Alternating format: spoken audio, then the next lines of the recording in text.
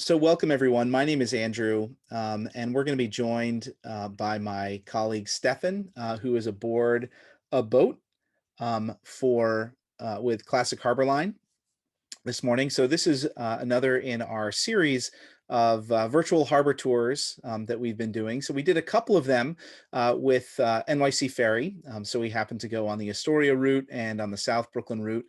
And then the last couple of months, we've been working with our friends at Classic Harbor Line. And so today, Stefan is aboard one of their circumnavigation cruises going all the way around Manhattan. So we're going to talk about some highlights and some things we can see there. Okay, so first a map of where we're going to go. So we started all the way down here at the Chelsea Piers. And so again, this cruise is going to go all the way around. As folks eat brunch on board, they're going to go all the way around Manhattan. But we're heading north right now. And the main focus of our program today is going to be this little body of water right here, this narrow stretch called the Harlem River. And so it's really one of the most interesting bodies of water in New York City. And in part, we're going to see a lot of bridges, starting with the George Washington Bridge and then coming around the northern tip of Manhattan. So we're going to, we also might have to wait for one bridge to open, which is the Spuyten Duyvil Bridge. And so it's much narrower confines than we've been on in previous tours on the Hudson River and the East River and in the upper New York Bay. So it's going to take us a few minutes to get up to the Harlem River, but as we make our way up the Hudson, there'll be plenty of highlights for us to see because we haven't headed this direction yet on a virtual tour. Okay, so let's turn things over to Stefan. Yeah, so we're going to cruise up the Hudson for a few minutes before we get to the George Washington Bridge. But tell us a little bit, Stefan, of where we are right now, roughly. Yeah, so we are, since we're talking about the Harlem River, let's look upstream here. You can just make out, I think, the George Washington Bridge. Are you able to see that? Not, oh, Not just barely. barely, yeah. Yep. And before that, we see the old historic fireboat John J. Harvey. You might be able to make that out there on the right, the red and white stripe on the water.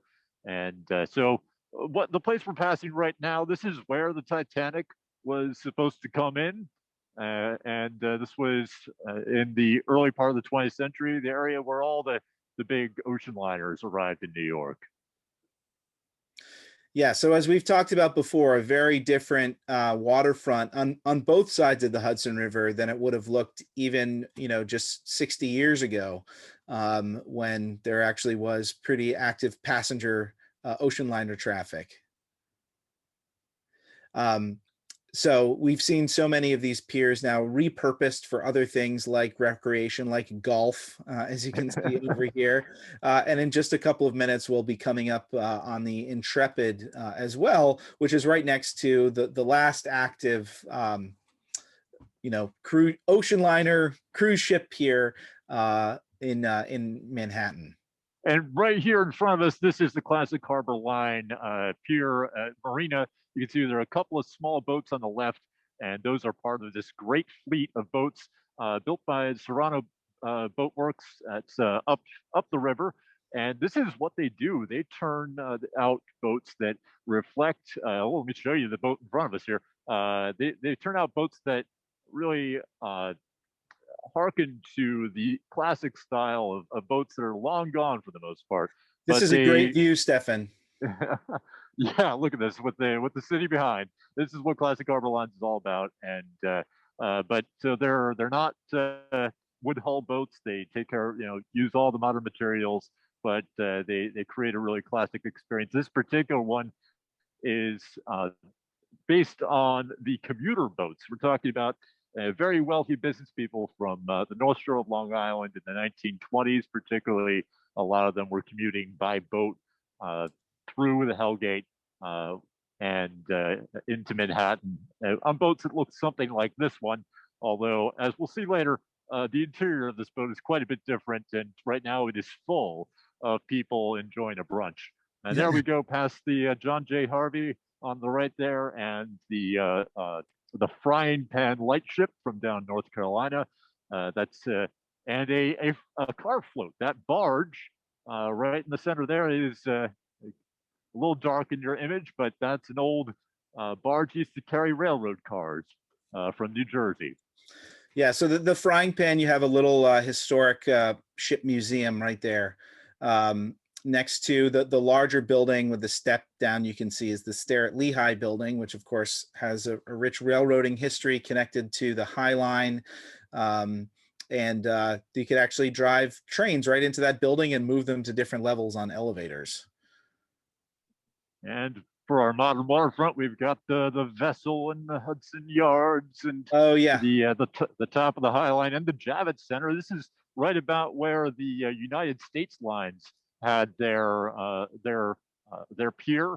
So that great ocean liner, the last winner of the Blue Ribbon, the United States, which is last I knew was sitting in Philadelphia in desperate need of paint and love. That great ocean liner moored right here. You can see they're doing a lot of work on this pier. and for people who don't know what the Blue Ribbon was, Stefan, maybe you can tell people. This was the designation given to, now the details are going to escape me, but it's basically for the fastest ocean liner passage across the Atlantic. And there were several awards for fastest round trip, fastest east to west, west to east, and it escapes my mind offhand which one specifically, what the specific details were. But the important thing about the Blue Ribbon was that we're having a fast ocean liner crossing of the Atlantic. Yeah, and now there's basically one ship that does it, so it's Right, which right. is the Queen Mary too. But yeah, actually, Cindy and I know someone who served on United States lines. He worked Oh, wow. for many years as a first class waiter on the SS America, um, which was the sort of sister ship, so slightly smaller, I think, than the SS United States. And here Um, we go. Here's your Intrepid. Yep, yep. So here's the Intrepid. So now we're coming up. We got about 180 blocks to go before we actually turn into the Harlem River at this point. But I wanted to maybe after we pass by the Intrepid, we can take another look at the boat and talk a little bit, because I know in our last program we had a question about these types of commuter yachts. Oh, and can you see the stand-up paddleboarder here? Yes, we can. That is actually a person on their stand-up paddleboard going down the Hudson right there.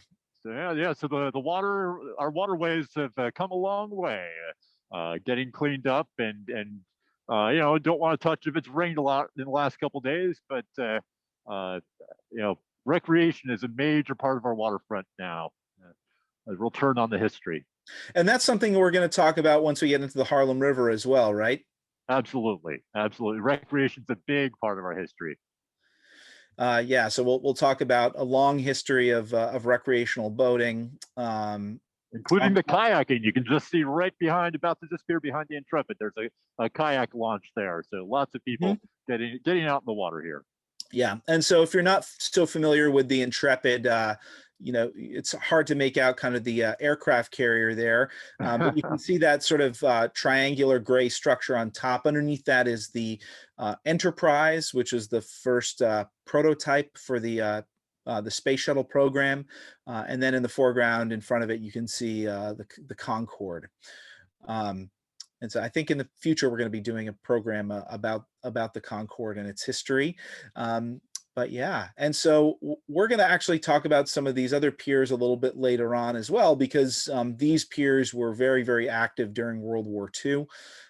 Pier 84 through 94 basically was the largest embarkation point for troops going overseas in World War II. About 1.8 million soldiers were shipped out from these piers during the war. This is a really interesting place to me because this is one of the few spots in the island of Manhattan where, rather than laying in landfill, this is a place they cut into the land because the ocean liners got so long. that there wasn't room for them in the river, and they had to cut away parts of Manhattan to build these piers long enough for the last of the ocean liners. Yeah, so just so people understand that, so most of the piers, their length is actually built out into the river, coming off of sort of the bulkhead, but here they sort of cut into the actual natural shoreline of Manhattan rather than building it out, which is what the usual thing is. And for those familiar with the West Side Highway, that's why there's that wiggle right in this area, because it's mostly a straight highway for the length of the lower Manhattan, but right here there's a little wiggle around that cutout. Yeah. And we're going to talk a lot about engineering our waterways because the Harlem River is definitely something that is engineered, because we really, 130 years ago, the cruise that we're going to take today would not be possible. Manhattan was not really an island, at least not in the sense that you could take a decent sized boat all the way around it. So we'll talk about that in a minute. But maybe, Stefan, you can turn back to take a look at the pilot house. Oh, sure, yeah. So you said that these boats are made up the river, and we're talking way up the river, basically almost as far as you can get a large ship. Yeah. Toronto's up near Albany. Yeah. Yeah, so they're located in the port of Albany, and I remember that in our last program we had a question that was about a famous so-called commuter yacht, which was the Honey Fitz, which belonged to John F. Kennedy. And so someone was asking if the Honey Fitz had made visits to New York, which I don't think it has in a while. But we're going to be talking about another boat that was driven by John F. Kennedy a little bit later on in the tour, right? Absolutely, yeah. That's a surprising connection to the Harlem River with JFK. Yeah, one that was only kind of recently discovered as well.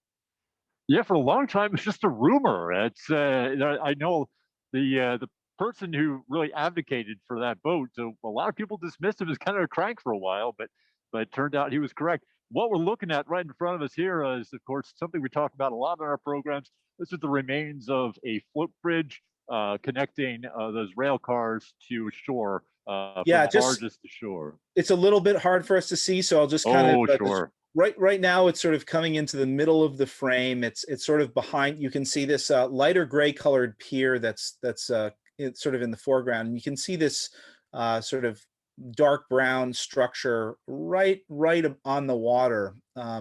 So this is called the car float.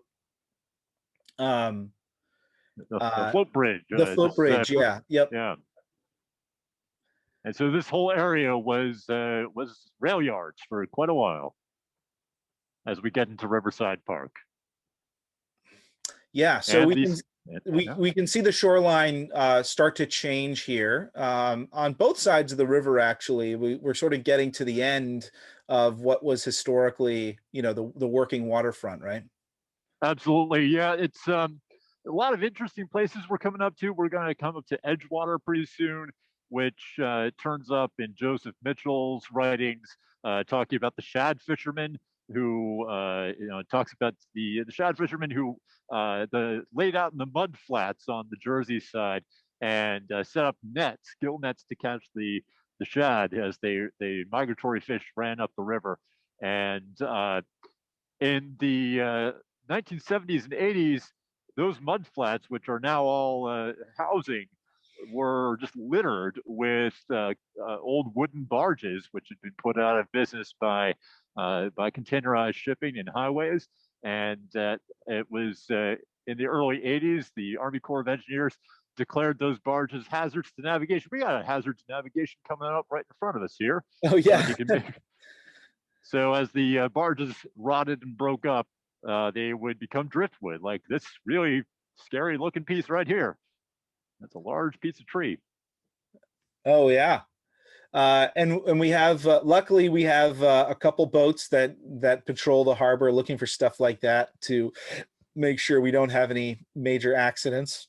Yep. Yeah. So all those old barges got broken up and taken away by the Army Corps of Engineers, except of course the Waterfront Museum, which was rescued and taken to Red Hook.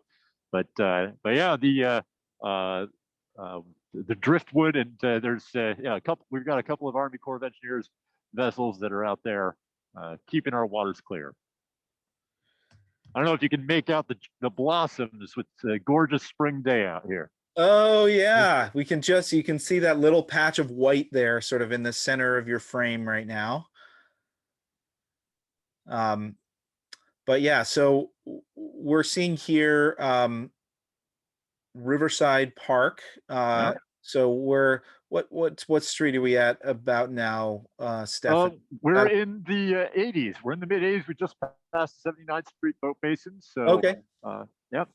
And of course, talking about barges, we have the more commonly seen tanker barges that park themselves in all the moorages around New York, and more paddle boarders out there, stand-up paddle boarders. But these are not the last of these barges we'll see today. Someone had a question here, which was, has there ever been a historic ship moored at the 79th Street Boat Basin? Well, certainly there have been older vessels moored at the 79th Street Boat Basin, but I'm not aware of any publicly accessible historic vessel moored there. Well, with the exception of the Baylander, right, which has been there for a little bit. Baylander, I don't know of it being at 79th Street. I know it's up at 125th Street. We will likely pass that in a little while. So yeah, okay. But can you make out your Soldiers and Sailors Monument there? Not quite yet. Yeah, should be right in the center. Okay. Little hard to see. All right, you tell me what you're seeing, and then we'll talk about it. That okay. Sounds fun.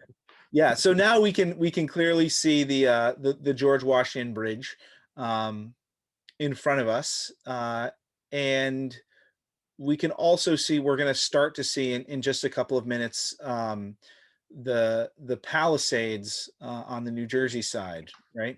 Of course, the Palisades, they become much more visible as we get to the George Washington Bridge.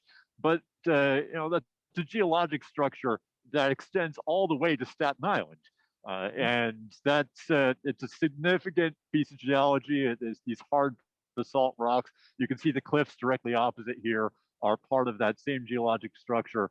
And we've talked about in other programs. It had a significant impact on the Morris Canal, where the Morris Canal started in Jersey City, and it was a pretty much due west to Newark from Jersey City. But instead of going due west, the canal took a sharp turn south along that same piece of basalt. And there's a little notch in the basalt that requires a lot less digging to get through. And the canal went through there, and that's where I believe it's I-78 goes through there today. The Lehigh Valley Railroad went through there. So the geology really defines our infrastructure. And then, of course, there's another notch in this basalt structure where the Kill Col separates Staten Island from New Jersey.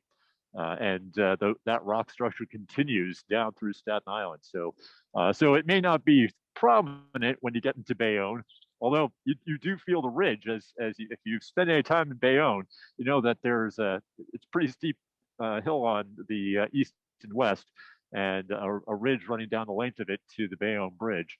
But yeah, go ahead. As you know, you've ridden your bike across Bayonne, have you not? Highly recommend it. Oh my goodness.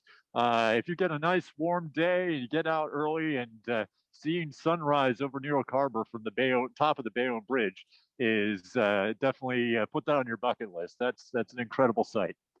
So by rights of geology, Staten Island should be part of New Jersey. Oh, for so many reasons. Yes. But as a native of Staten Island, I'm also a proud New Yorker, and I'll keep it in New York. That's fine with me. So I just wanted to mention a few comments that we're getting here. First of all, Michael mentioned about the fireboat Harvey So Michael Caine says that that the fireboat will celebrate its 90th birthday, and they plan to have a party on September 20th, 2021. So stay tuned Excellent, for that excellent. Yeah, I'll boat. put that on my calendar. Yeah, Thank you, Michael. and they're hoping to restart free trips to the public sometime this year. The last time I had the chance to go on board the Harvey was during the celebrations connected to uh, I believe the organization is called 1918 Now, which is when they got that wonderful sort of contemporary dazzle paint job on the Harvey. What a wonderful public artwork that was. That was I loved that. That was great. Yeah. And then we also had Howie mentioned that he's been on the brunch cruises before with Classic Harbor Line. It's like a 3-hour mini vacation. Also mentioned that he got to go twice when his kids got married. And actually, when Cindy and I got married, we sent our in-laws on a harbor cruise the morning of the wedding. Nice. So we also had a question: what is the widest point of the Hudson River? Oh, I would lay odds that that's up in the Tappan Zee. Right, right. So which literally means the Tappan Sea. So it's sort of yeah, this very wide stretch of the Hudson. So yeah. So we're getting into some exciting territory here, not just because of Riverside Cathedral and the Grant's Tomb and coming into Harlem and 125th Street, but also on the other side with Fort Lee and Cliffside. This area has some incredible history as we come up to Edgewater. The film industry, the early film industry, gathered here in the 19 teens and used the cliffs for literal cliffhangers. This area also there was an amusement park up here until I believe the early 70s that dated back to the early part of the 20th century, and that connects with the other. There was another amusement park up in these parts, which hopefully we'll get a chance to take a peek at its site. And so they were owned by the same people at one time, but this one, the Fort Lee amusement park, ran quite a bit longer and was a real icon. Just a quick trip over on a ferry to Fort Lee for the amusement park here. And I want to mention we did a happy hour a couple of months ago that was all about our favorite New York City films. And I believe it was Amy who's joining us, who mentioned some films of Harold Lloyd. Yes. And his film Back to the Woods from 1919 was filmed in and around Fort Lee. Right over here.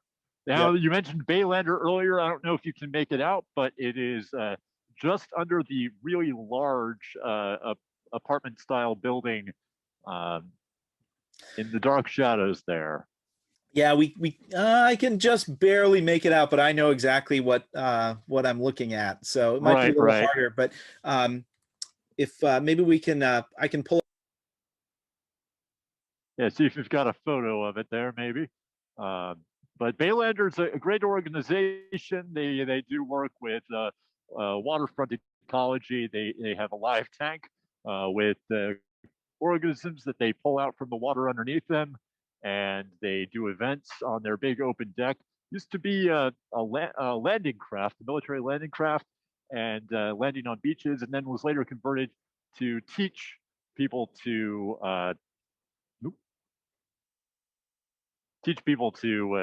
land on helicopters on boats. And I have a picture of it right here so people can see it. It's a rather odd looking little vessel. But yeah, it was based down in Pensacola, Florida, for a long time. Yeah, as a helicopter trainer, and then it was over in Brooklyn Bridge Park for a while, and then the last couple of years it's been on the Hudson. So yeah. And we have another cool looking vessel coming up here. I'm a big fan of the sludge boats. So this incredible structure we're looking at with all these arches is a wastewater treatment plant, and with a state park on top of it. So there are playing fields and a swimming pool and cafe and carousel up on top of this structure right on the water. And underneath there is a wastewater treatment plant, and that sludge boat there is taking aboard the next to last step in the treatment process for treatment at a dewatering site. Yeah, so despite the fact that this is a very, very large wastewater treatment plant that serves a huge swath of Manhattan, it doesn't have what's called a dewatering facility in it, where they kind of separate the liquids from the solids. So it has to be moved to another plant by boat. There's also a hockey rink on top of that thing as well. So. And a theater. There's you can see let's see if you can see toward the middle of the building, behind the sludge boat. There's a yellow column with a green staircase, and there's a theater space that I've never seen used. Would kind of be surprised to see it used, but there's a big open theater there at the bottom of those steps. And Paula asked, this is the name of this park. Riverbank. It's Riverbank yep. State Park. Yeah. Yep. And we have a kayaker out here enjoying the pretty cold water. The water's only around 48 degrees. So I hope that kayaker is well dressed, or paddler is well dressed there. All right. So we're getting much closer now. We're at about 150th Street or so. Yep, that's correct. Hamilton Heights. Yep. And okay. The bridge looming now before us, and the Palisades. Now we get a great view of the bridge, yeah, and of the Palisades. And so, of course, we can see that there's sort of this sharp break in the urban landscape there as we get towards the George Washington Bridge in the section of the Palisades that's actually a park. Now, this area has a really fascinating history. The park section, there was very active quarrying here for railroad ballast, for the rock that goes under railroad tracks, and they were quickly tearing apart the Palisades. And some Rockefellers took a lead in the financing, purchasing the Palisades and preserving them for public enjoyment. Yeah, and of course, once we get past the bridge, we may be able to catch a glimpse of the cloisters, and from the cloisters and Inwood Hill, and Fort Tryon Park, you get a unsullied view across the river to the Palisades. Yeah, absolutely. You wouldn't know that you're in a city when you're looking at it. Yeah, and so we had a question before about the widest part of the river, but we're coming up to a narrowing part, which makes sense, which is where they built the George Washington Bridge. But this has historically been a very active crossing point of the river, right? Absolutely. Of course, it played a very important role in the Revolution, as the area we're getting into now was where the last stand by the American forces against the British before they gave up Manhattan Island took place just up here. But this place is called Jeffrey's Hook, and as we get closer, you'll get a better glimpse of the Little Red Lighthouse, which was made so famous by the children's book, The Little Red Lighthouse and the Great Gray Bridge.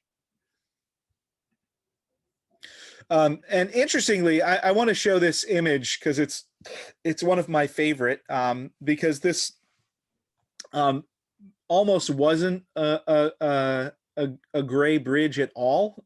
If they had followed through on different design plans for the George Washington Bridge, so we'll be able to see. It has this iconic sort of steel lattice structure, but at the time it was being designed and built in the 1920s, it almost looked sort of naked. And the original plan was actually to clad all of that in stone, which looked like this. So we can see it from 1926.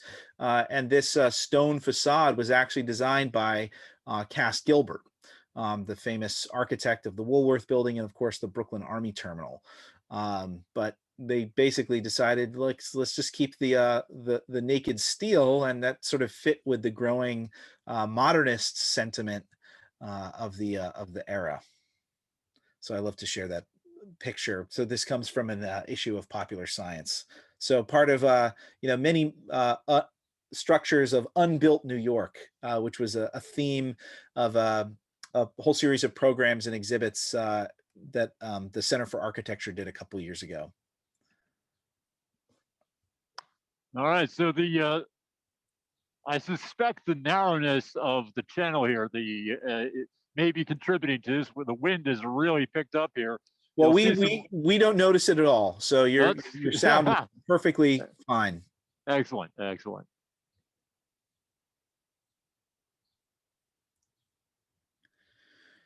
All right. It actually looks like the water looks like glass. It looks very, very tranquil. Oh, and now we can see the little red lighthouse right there. Okay, good. Yeah, we're aiming right for it. So following the channel here. And you're a person who has a lot of familiarity with lighthouses and these kind of fire plug style lighthouses. Yeah. I was supposed to spend part of yesterday at Robbins Reef lighthouse we talked about last summer on one of our programs, and down near Bayonne in the harbor and at the mouth of the Cove and Cove. So, but this is a significantly smaller lighthouse that we're looking at here. The Little Red Lighthouse lives up to its name, and it's a very popular destination when Open House New York is doing its work. With people actually visiting in person rather than the virtual that we've had to do here. And of course, it's a popular spot to visit, even if you can't get inside. We've got some families out here at the park who are taking a look at Jeffrey's Hook Lighthouse, now known popularly as the Little Red Lighthouse. And so is this an active lighthouse? I don't recall offhand. There's the light that's inside it does not looks like it's a historic light rather than a current light. But yeah, I'm going to stick with I do not know. Yeah, from my understanding, it is lit for aesthetic purposes, not for navigation purposes. All right, so now we're going to be coming up in just a minute. You can see a rise in land over there, and we're going to be coming around the bend in just a second as we're coming up on Inwood and Inwood Hill, which is the highest point in Manhattan. And you should be able to make out, it looks like I'm seeing it on my screen, the Tower of the Cloisters. Oh, yes. So you can see that one little sort of promontory right there. And again, I'll pull up an image. So if people don't know exactly what it is we're speaking of. So you can see right at the center of the image, this structure right there at the cloisters. And of course, it's a wing of the Metropolitan Museum of Art, where they keep all their a lot of their medieval art and stone structures collected from a variety of places, abbeys, monasteries, and so forth, that are all kind of pasted together up there. That's a good way to describe it. Yeah, I love the cloisters. Looking forward to going back there soon. But why don't we talk about the main waterway that we're going to be visiting for the second half of the program, which is the Harlem River. But where we're going to be turning in just a second is not actually the Harlem River, right? It's a different waterway, at least historically. Yeah, no, it's called Spuyten Duyvil, which is a very Dutch word and curious spelling, and it's the mouth of a creek that was tidally connected to the Harlem River. But the big story with the Harlem River, at least in this part of it, is that the channel has been changed significantly. That there was a ship canal cut across the top of Manhattan, and that ship canal is now the waterway, and the original route, the original channel, as the top of the Harlem River petered out near the mouth of the Spuyten Duyvil, that original waterway got filled in 1914. So, So but yeah, I'm gonna go pull ahead. up a map so folks can visualize this. So we're looking at actually two maps overlaid here. So the black and white map in the that's the background. This is a 1782 survey of Manhattan, and you can see this sort of meandering creek. And they were sort of, the Harlem River is on the right and the Spuyten Duyvil on the left, and they were sort of connected. They were tidal waterways that were connected, but actually at their at sort of the height between them, it was quite shallow, and at low tide, people could actually wade across the waterway, which people did. I mean, Native Americans have been doing for millennia, but Dutch people started doing after they erected a toll bridge. So people, the King's Bridge, so people would wade across the river to avoid paying the toll. But what we can also see here, and we're just getting a little background noise, Stefan. I'm just going to mute you for a second. Yeah. And then what we can see here in red is the waterway as it stands today. So a couple interesting features you can see here. One is it's much straighter and a little bit wider, but two, you can see that there's this promontory that was basically cut off. So they cut off the bend, and we're going to talk about that neighborhood here. So these red lines don't just represent the waterways, they also represent the borders of the boroughs.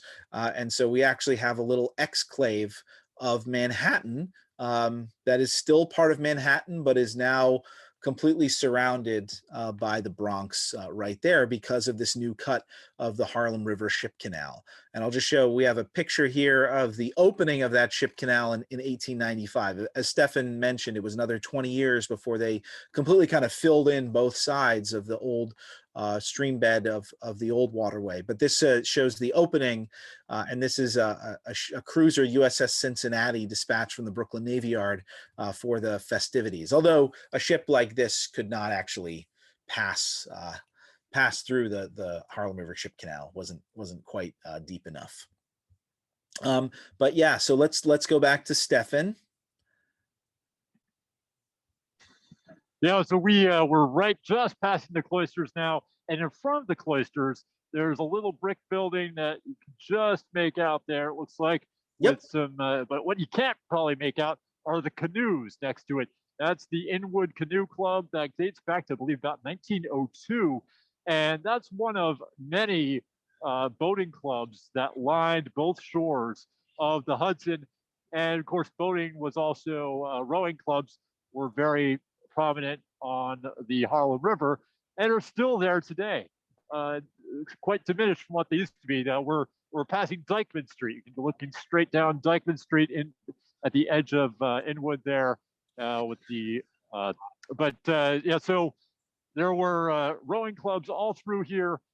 Many of those on the Hudson shore of Manhattan were removed by Robert Moses when he built his highway here. And then a lot of the ones on the Jersey side were based in those derelict barges that got removed by the Army Corps of Engineers. So there are still a few boat clubs down at the lower end of the Jersey side. And as I mentioned, rowing still happens on the Harlem River, a lot of it collegiate. And here we are at Spuyten Duyvil. And the Inwood Canoe Club is famous. It's had a number of Olympians on the U.S. Olympic canoe team over the years. And I myself, I'm a paddler, not a rower. So I love going out to canoe. But yeah, so tell us kind of, we can you can just sort of make out a little sort of dip in the horizon. Okay, Is that the little passage that we're headed into? that's correct. Yeah, so there are a bunch And of apartment buildings. can you tell us if the bridge is open or closed? It is currently closed, so Okay. we'll see what happens here. So we're gonna have to cruise around here for a minute or two while they open it up. But there's a lot of great things to see here. There's this collection of apartment buildings overlooking Spuyten Duyvil, including the name of it escapes me now, but there's one of these is quite unusual and has really exciting history. It's one of those sort of hidden apartment gems that turn up in the papers every now and again. A lot easier to see than the Spuyten Duyvil Bridge, of course, is the Henry Hudson Bridge, part Right. of Robert Moses Highway there. If you're wondering what's going on here, we're up here at the. Oh, we can hear the captain. And just waiting for the railroad bridge to swing open for us. There's one bridge on our journey today that has to open, a drawbridge that has to open for us. Trains have the right of way, so we have to wait and make sure that the dispatcher lets them swing the thing before we can get through. And there's a train going by, but it's take breaks from the brunch fair. It's a beautiful spot to get out and enjoy the outside for a little bit. that train that just passed by, you may have seen, was heading to Grand Central rather than to Penn Station. But so this is the Metro North track that we're looking at, right? The one that the train was passed by on is Metro North. The track we're looking at with the bridge is shared by Metro North and Amtrak. Mm-hmm. And so this is we're going to see a number of low bridges, but we can fit underneath all of them, right? We won't have to wait for any more swing bridges to open. That's my understanding. I meant to ask the captain what our airs were at, how high we are off the water, but it's the lowest bridge, other than the one we're waiting on, has, I think, 24 feet of clearance. So we should be fine with all the other bridges, but this one only has 5 feet of clearance. So we definitely have to wait for it. So if you lay down in your canoe, you can get under it, but not much more than that. Well, last time I came through here in a boat, the bridge wasn't there at all. It was removed. They had it out a few years ago when the Left Coast Lifter, that huge crane, was here working on the Tappan Zee. And after they finished building the new bridge, they brought it down here to pull this bridge out of its place to do some work on it for a while. And that was thanks to another tour boat company that shall remain nameless that hit it. Is that right? Yeah, well, I'm happy to leave that story alone. Yeah, not the one we're currently on. I'll put it that way. So Daphne mentions that the apartments that you were trying to think of are Villa Charlotte Bronte. That's it. Yes. And I don't know if you can make it out. It's sort of in the center of all the apartment buildings dead ahead of us. Yeah, and we're going to talk more about the history of housing as we go down the Harlem River, because it has a very complicated history that goes back to the very earliest days of public housing in New York City. But yeah, so this we're just waiting for the swing bridge here, and so that's how it's going to move, right? It's not going to move like a drawbridge. Yeah, that's my understanding. Is it's going to swing, but I've never seen it in motion, so okay, we could be surprised. Maybe we'll get a little bit closer as it moves. But this is a critical a critical corridor for the Metro North trains that are heading up the Hudson Valley. And it just goes to show so much of our railroad infrastructure is dependent upon some very, very old, rickety infrastructure that if one thing goes wrong, it can have a massive cascade effect. Yep. We see this, for example, with the Portal Bridge, which is what New Jersey Transit and Amtrak runs on, coming from New Jersey into the Hudson River tunnels. And any disruption on that disrupts hundreds of thousands of commuters every single day. Well, we have another train coming. This we'll see if this we're still waiting. Coming from the north? Yeah, that's correct. Yep, we can see that. But while we're waiting here, we should talk about why the large bridge is called the Henry Hudson Bridge. Spuyten Duyvil is a significant place going back to the earliest European exploration here. This is where Henry Hudson threw down an anchor and spent the night when he first entered New York Harbor. I just wanted to mention some comments we had here. So Michael again mentions, he says, come to think of it, the Little Red Lighthouse has its 100th birthday this year. So it's 10 years older than the John J. Harvey. But he says it doesn't see any mention of any birthday celebrations that are planned for this year. I'm sure a lot of people are just waiting.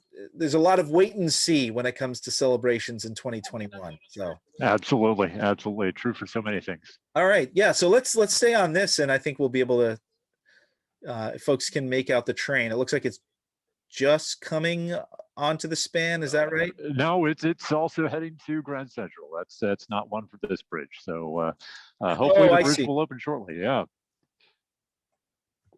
Yeah, no, I was all hopeful that we'd get a little bridge crossing action, but no, they're all going down the Harlem River, where we would like to be.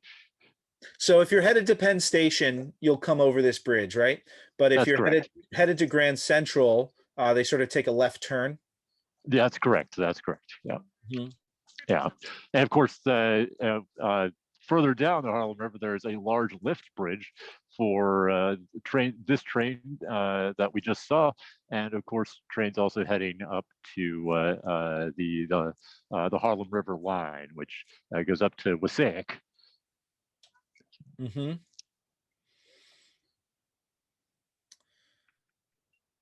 All right. So if folks have any questions, Howie just mentions that the Portal Bridge has cost me many hours on New Jersey Transit waiting for it to close during my commuter days. All right. So hopefully we'll be underway in just a second here.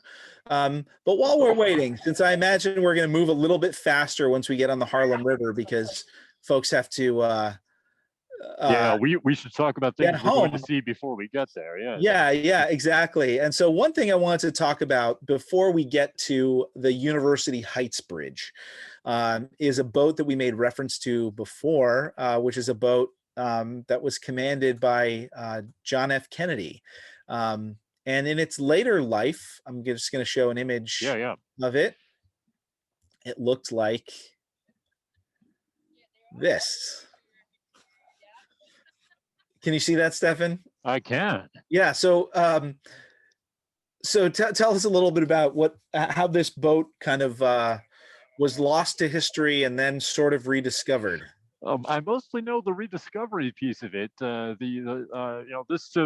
understanding is this started out as a PT boat commanded by JFK, and that it wound up. As many old boats do, it wound up moored in a half-forgotten spot. This one happened to be on the Harlem River, and one day it wasn't floating anymore. Stories about it floated around. There was a real advocate for the Harlem River, particularly focused on Sherman Creek and Swindler Cove, and trying to make sure that the public has access to those places. And he was one of the strong proponents for this story and making sure that the boat was rescued. I actually don't recall offhand where the funding came from, why they finally pulled it out. Do you know that story? Well, just to go back a little bit, sort of the origins of this boat. So you can see in the caption that it was formerly PT 59. So we know John F. Kennedy famously, his association with PT 109. After PT 109 was sunk, the third PT boat that he commanded was PT 59. So his first command was 101, then 109, then 59. So this was the last boat that he commanded in World War II in the Pacific. And then, like so many surplus ships after World War II, it got sold off and was turned into this tour boat, similar to the one that we're on right now. Um, and yeah, so basically what happened, from my understanding, is that there was another PT boat called PT 95 that was cut up for scrap, but it was mislabeled as PT 59. And so everybody thought that PT 59 was lost. But then it was later discovered that this Sea Queen 5 was PT 59 all along. And so it was, yeah, right there by the University Heights Bridge. One thing, from my understanding, is that the what has been recovered of its hulk was actually done by the city when they were doing some reconstruction of the seawall over there. That makes So a lot of sense. It was part of that Yeah. construction project. Yeah, that makes a tremendous amount of sense. So yeah, we made big news. Everybody's very excited about it getting pulled out of the water, and yeah, that's part of a real renaissance. If that may be too strong a word, but the Harlem River has been increasingly been getting attention, and there's a lot of push to make sure that people can access it, that they're able to, that the bike paths are complete and fully restored, and that people are able to get to public spaces where they can touch the water. There's a lot of great work happening there. So Stefan, while we're waiting, why don't we take a peek inside the cabin? Oh, I love that idea. Yeah.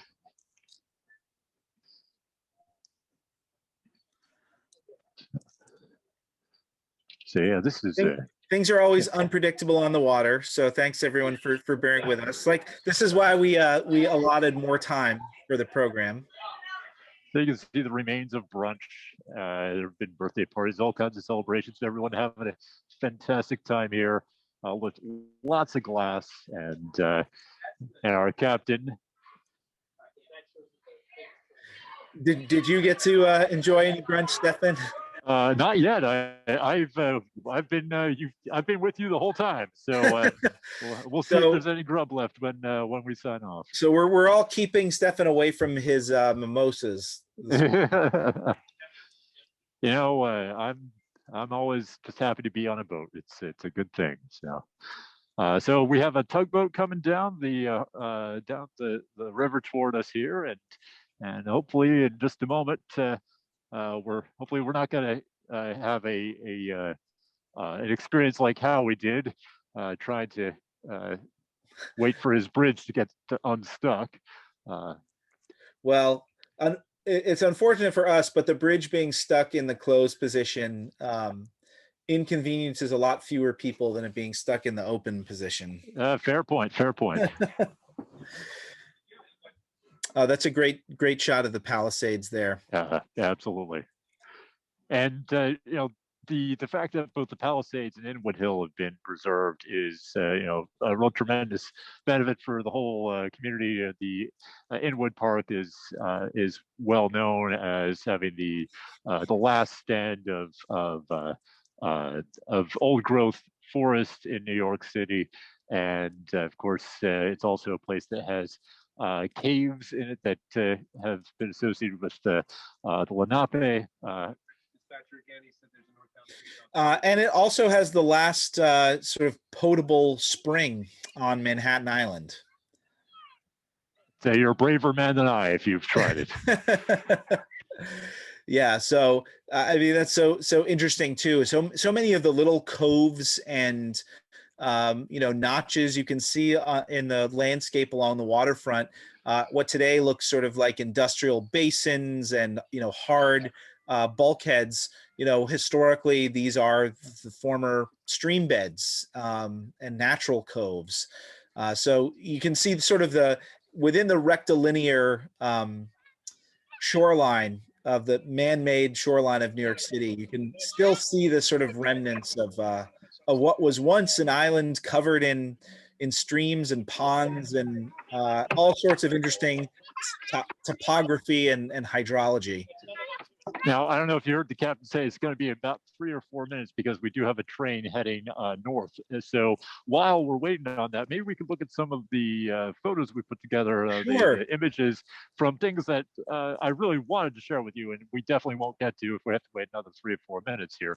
It's like the one thing that I really wanted to share with people, which is pretty easy to see from the roadways. What about the Harlem Armory? Can we talk a little bit about the Harlem Armory and the its association with the military? Is it the 369th Regiment? Is that the one? Yeah, that's right. So we'd hope to get down basically as far as the Hellgate. We might not have time to get that far, so that's a good idea that we'll sort of front load the far end of the tour to talk about this. But if you give me 1 second, I'll pull up a picture. But the Harlem Armory that's exactly right. The 369th Regiment, which became famous during World War I as the Harlem Hellfighters. And so the Harlem Hellfighters were a decorated unit, although a lot of their decoration came posthumously. So it was a all-black unit that was actually sort of I'm just gonna mute you for a second, Stefan. Sorry. Yep, sounds good. Yeah, that was sort of shunted into the French army because many white American soldiers would not serve alongside Black service members. Well, this is the armory itself. And so this was built in 1931 or 33, excuse me, this beautiful Art Deco structure. And then behind it is where the drill shed was located, which was built in 1924.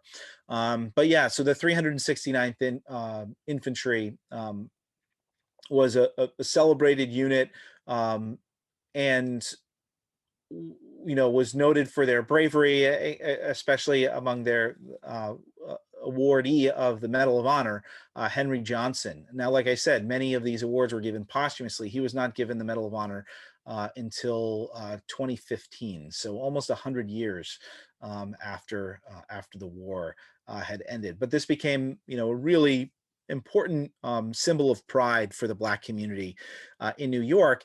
And the armory was constructed after the fact. Many longstanding units in New York had armories built, in the latter half of the 19th century. But this wasn't built until after World War I, and it's still an active armory today. So now that the 369th went through a number of transformations over the years. So during World War II, it was actually became a coastal artillery unit. That's one we actually talked about on the program we did about the history of the forts of New York Harbor.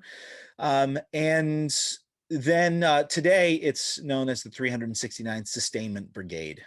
So that it continues the lineage of the unit dating back to, actually it was formed before World War I in 1913, but became famous during the First World War.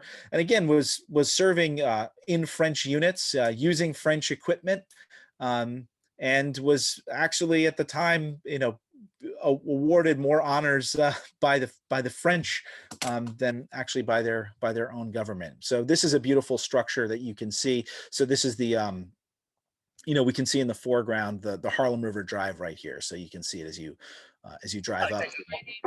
Yeah. Now, and not too far from there, another thing that I was excited about, which you can't really see unless you're looking at a map, is the Mott Haven Canal. We're about to go through the ship canal here once the bridge opens. So this is a canal that was, and feel free to take up the story if it gets loud on my end. But sure. But I'm going to pull up a map so people know the area that you're talking about. Great, yeah. So this is a canal much like the Gowanus Canal or the Newtown Creek, where it was a channelized waterway that was developed to deliver goods from ships to canal boats particularly, and also small vessels to factories in the southern Bronx. So you can still see it on the map today. There's a Canal Street and Canal Place. The waterway was filled in over the first half of the 20th century and really obliterated by the early 60s. But there are a lot of great historic photos of the locks at the end, and of course it shaped the community around it.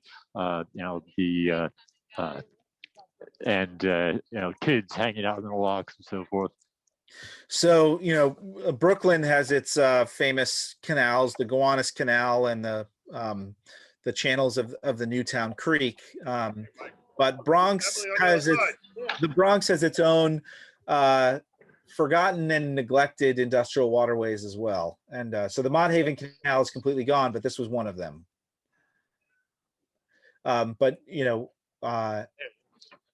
You would see similar sites, for example, along the Bronx River, right? Which was also heavily industrial. Absolutely, yeah. And there's, the train is going over the bridge now. Oh, nice. All right, let's take a look in. Reconnect with, but yeah, the Harlem River, one curious aspect about it is that because it runs through the middle of the city, it really ends up at the center of a lot of city culture. And there are a lot of paintings of the industrial waterfront around the Harlem River. Okay, so we see the train going from south to north, from right to left, and we see another train coming from left to right. So I guess these are the crossings we were waiting for. Yep. Although I think the one going from left to right may also be heading down the Harlem River. Yep, looks like it. Yep. All right, so it's go time, everybody. So this is why we allotted more time for the program this morning. It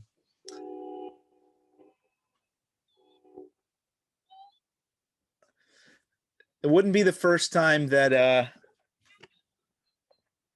we have been stuck waiting for a bridge, but usually it's in my car.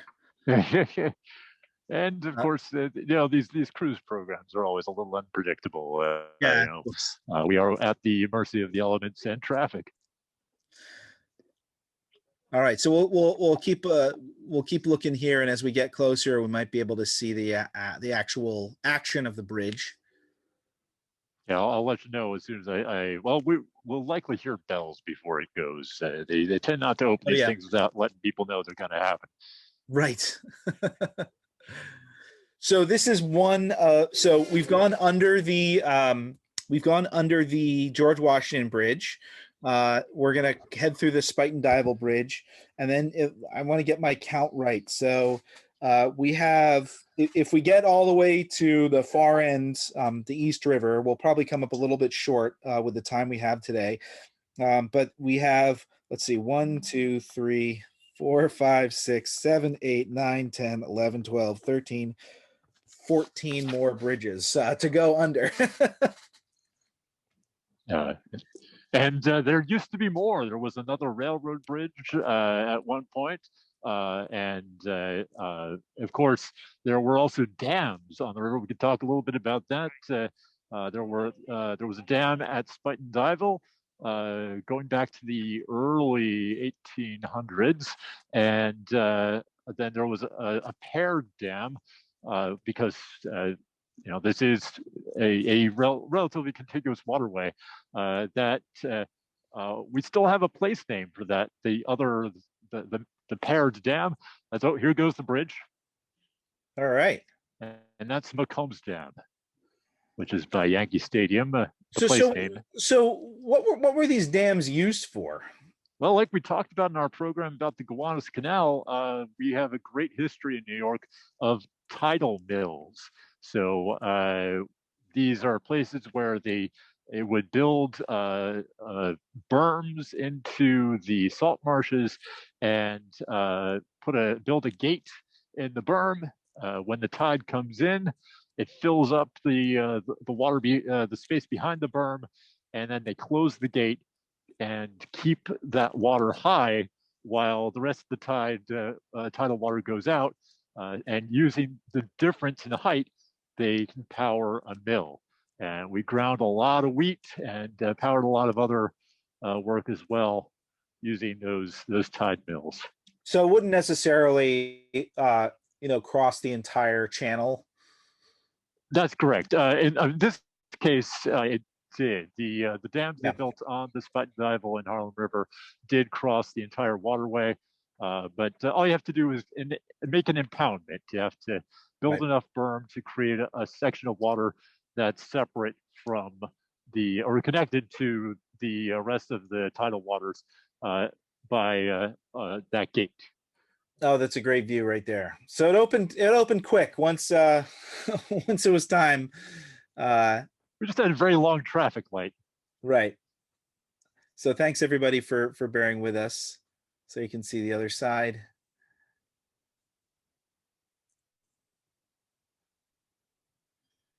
And so now we're coming into much narrower confines, so it'll be easier to see things on both sides of the river.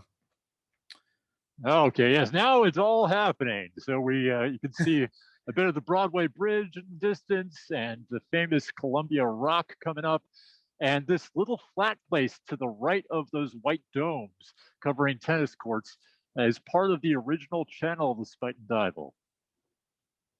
So there's like a little, there's this little cove, right? Yep, open up here on our right. Part of the ship canal. Yeah, so the cove to our right, the waterway we're looking at right now, I believe that's part of the original Spuyten Duyvil, whereas where we're going now is part of the ship canal. You can see they cut through the rock right here on the left. Oh, wow.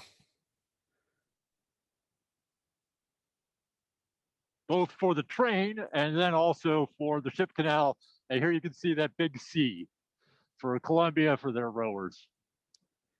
And their athletic complex is just behind there. That's correct. Football stadium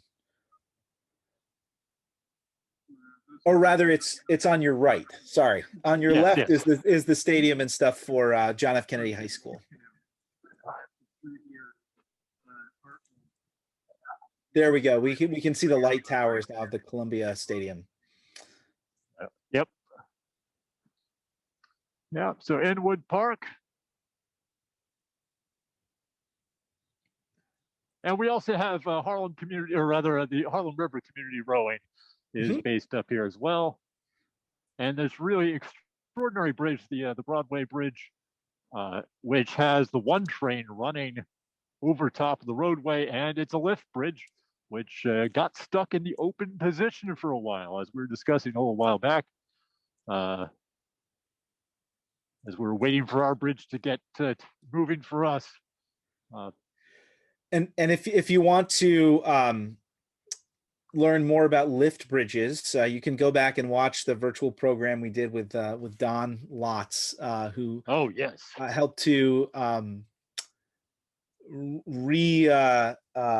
to renovate and reopen the Arthur Kill lift bridge, which is the only direct freight rail connection from the west into New York City. I'm showing you the scene with the train because we're passing by. This is where the Spuyten Duyvil went north. So that's all landfill directly next to us. So I'm just going to pull up the map again so folks can see these features you were talking about. So so this is that little cove right there that we just took a peek in. And then we're right about right here. Is that right, Stefan? Yep. This is where so we have Manhattan on the left and Manhattan on the right. That's right. And Marble Hill here on the left votes as part of Manhattan. It's this is we Manhattan call it attached to the Bronx.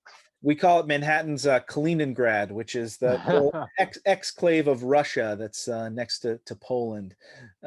So that's what in geography is called an exclave. And we'll talk more about those types of features if you join our program on April 29th. We'll talk about mapping geopolitics. But okay, so this is a pretty tight squeeze underneath this bridge, it looks like. Just a few feet above the pilot house. And now, as we come around, we're entering another flat area. Again, this is landfill with the apartment buildings built on it, and so this was the original Now we're really in the Harlem River, and we're connected to Spuyten Duyvil historically. And we're going to take a right turn in just a second. Is that right? Yeah, we're lining up to head down a long straightaway here. And so as we do that, since you mentioned the boathouses and Columbia rowing, why don't we show we have an image, a historical image of folks watching. Oh yeah, yeah, Harlem River. Absolutely. We'll get down to that section in a moment. So the image you're going to see is a little bit further south from where we are, but we're in the area where they do the rowing today. So this is the Washington Bridge. Is that right, Stefan? That's correct. Yeah. So a little bit south of here. Yeah. So what are we looking at? Since this actually comes from a project that you worked on. That's correct. Yeah. So this image I first saw it as part of the New York and 10 Boats project, and Colleen Bailey from Row, New York, which does great work with youth development, getting kids ready for college, both mentally and athletically.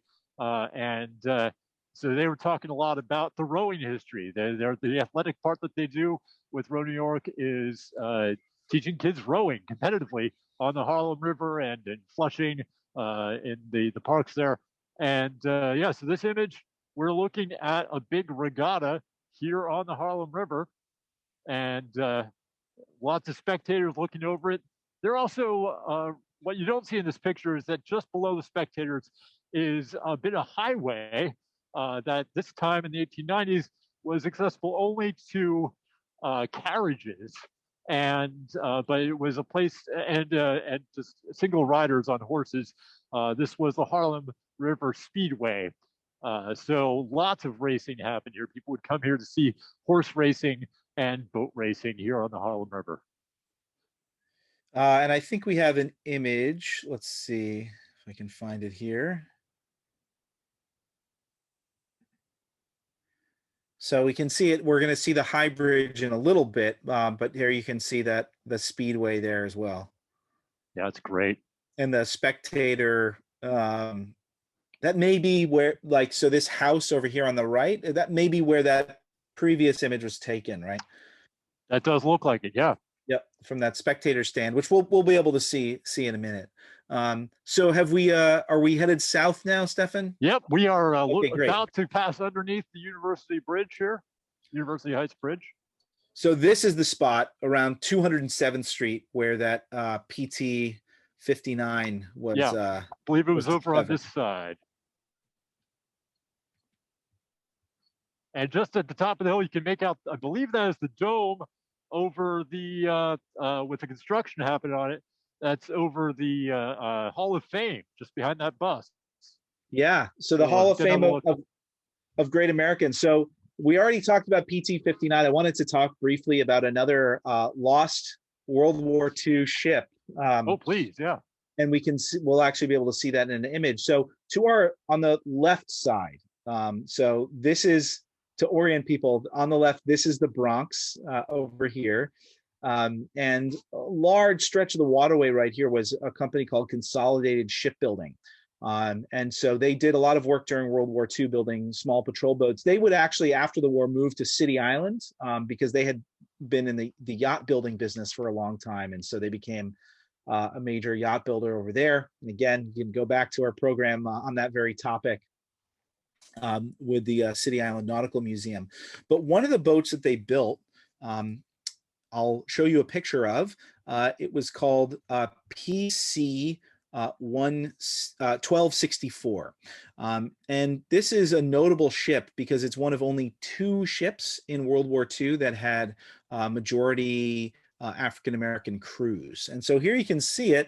And I love this picture. This is shortly after it was completed, just before it's going to be commissioned, because you can see in the background, that's the library where the Hall of Fame of Great Americans is located. And that building, so that used to be the campus of New York University, and now it's the campus of Bronx Community College.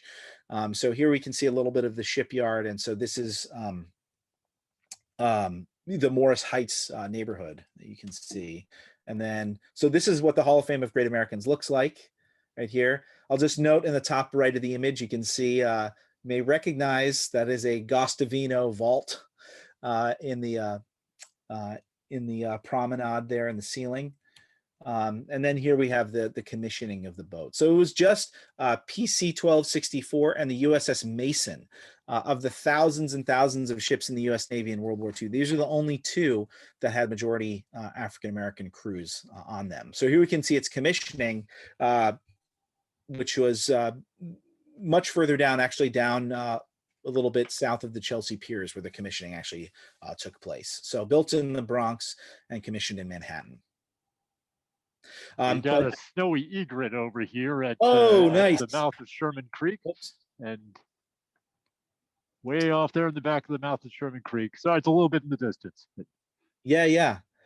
I'll just mention that the end of the story about PC 1264 is that ship actually eventually wound up over in Rossville, Staten Island, in the famous tugboat graveyard over there. So the hulk of that ship is sitting somewhere in the muck, unless, you know, it did get towed away and cut up completely. But as far as I know, there's still some remnants of that historic ship left there. So another important piece of Black history that you find here on the Harlem River.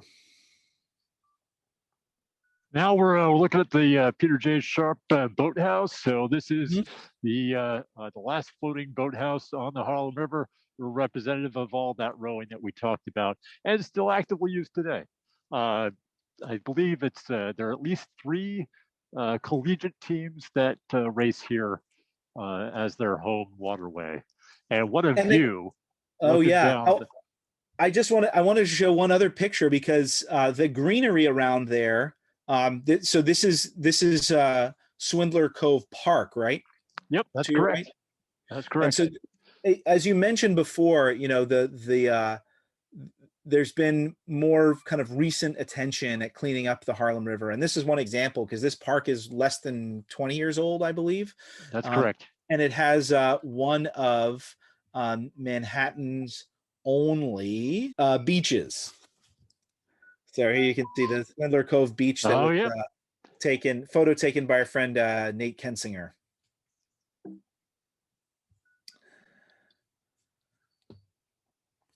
Yeah, so again, here we've got this extraordinary view looking down the river. The first bridge we see goes back to the 1890s, 1880s. That is the Washington Bridge, not the George Washington Bridge, but the Washington Bridge. And after it, sort of a darker structure is the Robert Moses 1936 Alexander Hamilton Bridge. And then the lighter structure all the way down at the end, of course, is the High Bridge. And the structures we're seeing on the left, those are the River Park Towers. They look exactly like other towers you may recognize from Manhattan, which is Waterside down on 23rd Street. So yeah, same design, and also built as part of the same program, the Mitchell Lama housing program, which was created in order to construct middle income housing. And Roberto Clemente Park. And right, so this part of Harlem River Drive is the old Harlem River Speedway that we talked about, and the cliffs over here from about 150, right up in this section, we can see the tower of Yeshiva University, one of their dormitories, I believe. And this area was part of that amusement park that was referred to earlier, as we're getting in here by the High Bridge. So the major destination, but it attracted kind of a rough crowd. And several arsons later, it was closed down in the early part of the 20th century. And so here we can see it. The old amusement park built into the hillside there. So it was called Paradise Park, right? That's right. Yeah. It's a little further down the cliffs, but we're getting up to it. So we have sort of a long straightaway here, and then as we come upon the bridges, we'll get another view of the high bridge in just a minute. Yeah. So again, remind us, we have the bridge that we have right in front of us is the Washington. So it goes Washington, then Hamilton, then High Bridge. Yeah, and High Bridge is a big story, so maybe we want to get started on that. Yes. It was. It's not a vehicular bridge. It was originally built as an aqueduct, and today it no longer functions as an aqueduct. It's a pedestrian bridge, but this is part of the Croton Reservoir project, bringing water to Manhattan from upstate. And I think you've got some good maps Yeah. showing that system.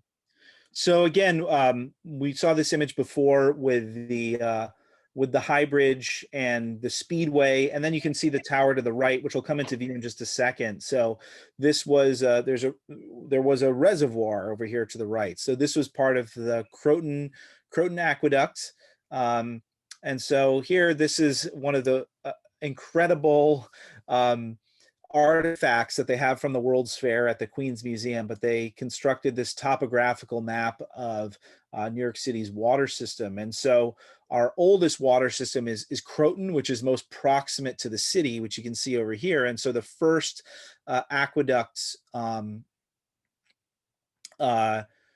sort of came down here. So this more extensive system was built a bit later, but the first part of the Croton Aqueduct was built, and the High Bridge, or the old Croton Aqueduct, connected to via the High Bridge, was completed in 1848, and really was built in part because not only was the city growing very rapidly, but there was a shortage of clean water and a shortage of good water pressure.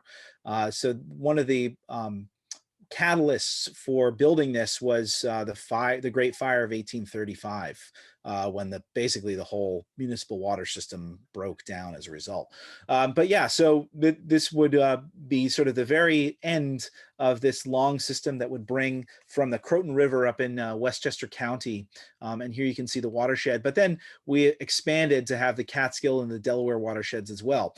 I'm going to stop my share because I want you to see the span of the bridge itself. When you compare it to that old photograph, you can see the span has changed. So it used to be these stone arches all the way across, but that was later replaced by this steel span, so it would make navigation of the Harlem River easier. And maybe we can get another peek at the tower while we're a little closer. Yeah, absolutely. And so you can see it's undergoing some renovation, but the bridge, like you mentioned, it was a pedestrian bridge and a bridge for water coming through it, but it was closed to the public for a long, long time. That's true. It only recently reopened. Yeah, just 10 years. Well, it was like last year. I feel like this was one of the big events in New York, like just before the pandemic. I could be getting my years mixed up, but yeah, 2017, 2018, somewhere in there. Yeah. But time has no meaning anymore. That's right. So we're just coming up on 12 o'clock. So I know people have other things they want to do rather than look at Zoom on a weekend.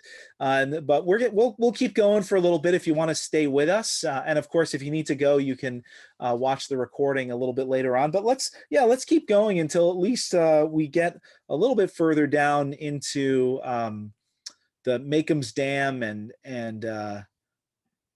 at least see Yankee Stadium, I guess. Yeah, that'd be great. Well, we're going at quite a clip, so we'll be there pretty soon. Yep. A lot of people ask about the lighthouse that you can see on the left on top of that building. It's a curiosity. Yeah, you can just see it just kind of looks like a little spire on top of a building, sort of in the left center of the frame. Yeah, it's a lighthouse sculpture that was built by the company that built the building, which was a company that made bibliographies and periodical indexes. So the idea was that they were guiding you to your information in the time before Google. So it's like the Wikipedia building. Right, basically. And so on the right-hand side, we can see this kind of greenery continuing. So this is, we're still sort of in coming along High Bridge Park and Coogan's Bluff. Is that right? Yep, that's Coogan's Bluff. So yeah, this is the old Polo Grounds where many sports teams have played. Originally polo players, and then baseball with the original New York Metropolitans, and of course the Yankees actually played here very briefly, and the New York Giants football team, but also the New York Giants baseball team played here, and then the modern day Mets played here until Shea Stadium was built, and then when they left, the Polo Grounds were torn down. So here we can see an image from 1914. So the Polo Grounds, famous for its odd configuration, basically putting a baseball diamond into a giant rectangle. So dead center field was way deeper than any other place in baseball, but if you hit a ball right down the right or the left field lines, it was the shortest home run in baseball. So but what we can see is we're looking across the Harlem River. I mean, for one, you could go up on Coogan's Bluff and get a free baseball game, a view of it, but you can also see the site where Yankee Stadium would be built right across the river. So that's something people often forget, is that the Polo Grounds and Yankee Stadium were walking distance from one another. And here we've got Yankee Stadium in view just as we go under the bridge here. And so this bridge here is something you mentioned before, which is this is the Macomb's Dam Bridge, right? That's correct. So it says. So this was the site of a dam with a little tiny lock in it that allowed some traffic through, but not much. And we could do a whole piece on the story about how the dam was built and attacked in an act of civil disobedience and ultimately removed by an act of the state legislature. And so here we can see what that dam looked like. But yeah, I would definitely call that a hazard to navigation. But this is about 1850. And so you can see, again, the old configuration of the High Bridge behind it. But yeah, so we saw Yankee Stadium. We don't need to talk anymore about Yankee Stadium or the Yankees. I'm good. Yeah. So as we come along here, yeah, if anyone has any other questions, but as we come along here, I mentioned before that we'll talk a little bit about some other housing history. And on the right, we can see I think if we turn a little bit further back to the right, a little bit more. Yeah, so in that area, we can see this low-rise area. We just passed by the Harlem River Houses. And the Harlem River Houses are notable because they're actually the second federally funded public housing development in New York City. The oldest public housing in New York is the First Houses in the East Village. Interestingly, though, we had a municipal public housing authority before the federal housing authority was created, and so the first federally funded ones were the Williamsburg houses, and then the Harlem River houses were built shortly after in 1936, 1937. And what's interesting is the Williamsburg houses were actually built for whites only, and the Harlem River houses was sort of their counterpart that was for blacks only. And so you can see this history of housing segregation that continues a little bit further down, because there was a private development called Riverton. And famously, when the Metropolitan Life Company built Peter Cooper Village and Stuytown, that was whites only. They built it just after World War II, and part of their argument for making it whites only was that they were building a racially segregated development for African Americans up in Harlem called Riverton. So interesting pieces of history. Oh, and now we can see this is the 369th Armory right here. Beautiful shot.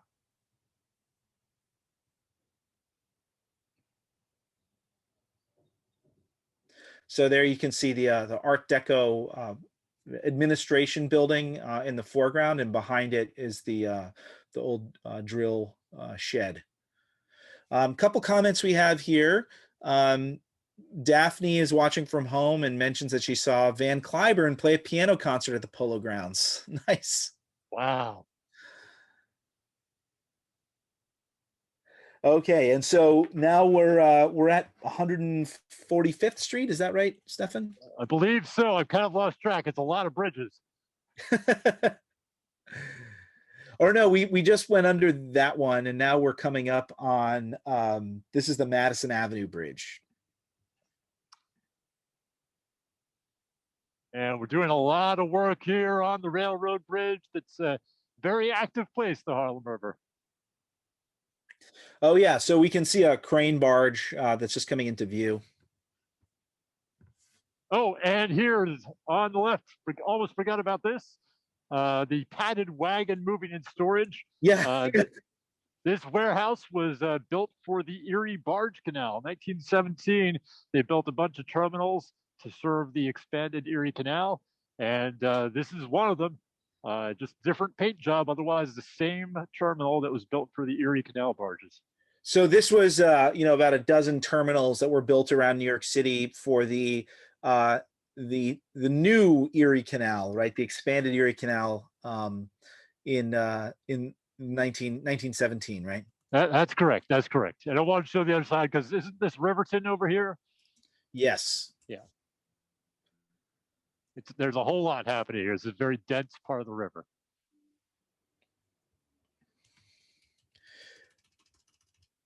Yeah, so famously, the racial segregation in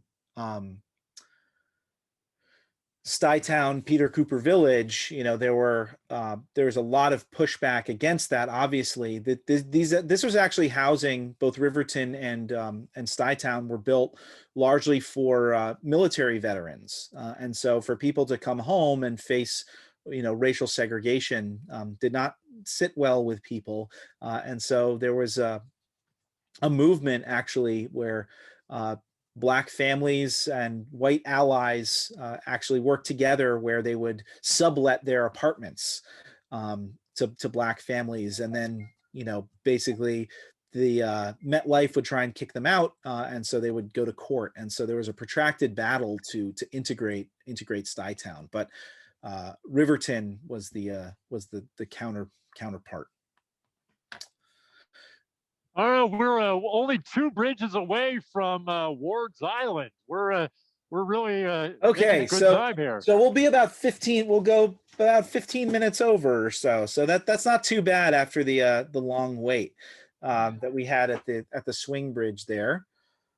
So we're actually we're back on track with the stuff we wanted to talk about, and the presentation that we had planned but had to rearrange a little bit. Okay, so we're now at, is this the Madison Avenue Bridge? That's correct. Yep, and Willis is ahead of us.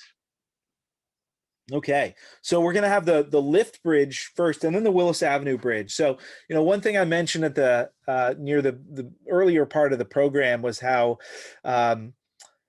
early people in New York in the 17th century didn't want to pay the toll bridge to go from the mainland onto Manhattan, and so they would go to this waiting place at the very northern tip to cross the Spuyten Duyvil, and we're sort of coming up on you could call it the waiting place into Manhattan, which is one of the few toll-less bridges into Manhattan. And so if anyone regularly drives up into New England, if you want to avoid the toll on the Triborough Bridge, you get off the FDR at the Willis Avenue Bridge, and you can go into the Bronx and get onto the Merritt Parkway or 95, or the Hudson River Parkway and 95 without paying a toll. So the Willis Avenue Bridge is probably one of the better known of all of these bridges that we're going across in the Harlem River, at least to drivers. And just after it, we'll see the mouth of, or one end, I should say, of the Bronx Kill. Not the Bronx River, but a little trickle of a waterway that separates Ward's Island from the Bronx. And there we go. You can see there's a bridge in the background, one leg of the Triborough Bridge that crosses it. And of course, the more prominent leg of the Triborough Bridge right in front of us, with the arch of the Hellgate Railroad Bridge behind it. Oh, so yeah. Yep. Yep. So there's the Hellgate Railroad Bridge, and here is the Bronx Kill. There was talk at one point about widening this significantly and making it more open to traffic, which is part of the reason that the leg of the Triborough Bridge that connects to the Bronx is so large. But clearly that never happened. And there you can also see the Queens leg of the Triborough Bridge in the far distance. I'll just mention, someone dropped in the chat that they went to see Pope Pius XII at the Polo Grounds in 1956. Wow. Well, great. So we made it. We made it all the way pretty much down the Harlem River. Yeah, no, we could basically see the Hellgate here. So that was the Harlem River, with just Ward's Island and Randall's Island here. Yep. So if you piece together all of our harbor tours now, you can do a full circumnavigation. But you're going to be on the boat for another 90 minutes or so, because you have to get all the way back to Chelsea Piers. But yeah, we're gonna leave everyone in just a moment here. But Stefan, thank you so much for this wonderful exploration and some really, really great views of a waterway that I think most people have probably never had the opportunity to travel down. Yeah, certainly not to see it from the water side. So although we may be familiar with it from the roads. Right. Yeah, so thank you so much, everybody. I just wanted to mention a couple things that we have coming up in terms of our programs, especially if you're interested in the waterways. And maybe Stefan, we can see your face. Oh, there's an idea, yeah. And on the 26th, Stefan is going to be hosting our program with Mark Levinson, author of The Box, which is a really, really great book about the history of the shipping container. And we've talked about today already, the challenges of a breakdown and one little piece of transportation infrastructure can have these cascading effects. And so we're definitely going to talk quite a bit, I think, with Mark about the recent Suez Canal crisis as well. But thank you all so much for joining. And one last thing I'll just mention is for our members, our next member happy hour is going to be on April 21st. So join us for that and stay tuned for our next member newsletter. But Stefan, anything you want to add before we go? Just hope to see folks out on the waterways. Stay healthy, wear your mask, get your vaccinations, and we'll look forward to seeing you all out here before you know it. Great. So go have a mimosa and enjoy the second half of your boat ride. Will do. Always happy to be on the Classic Harbor Line tour. All right. Yeah, thank you so much. And thanks so much, everybody. And we hope that we'll be doing these boat tours with Classic Harbor Line in person in the near future. So stay tuned for that as well. So thanks so much. Have a great day.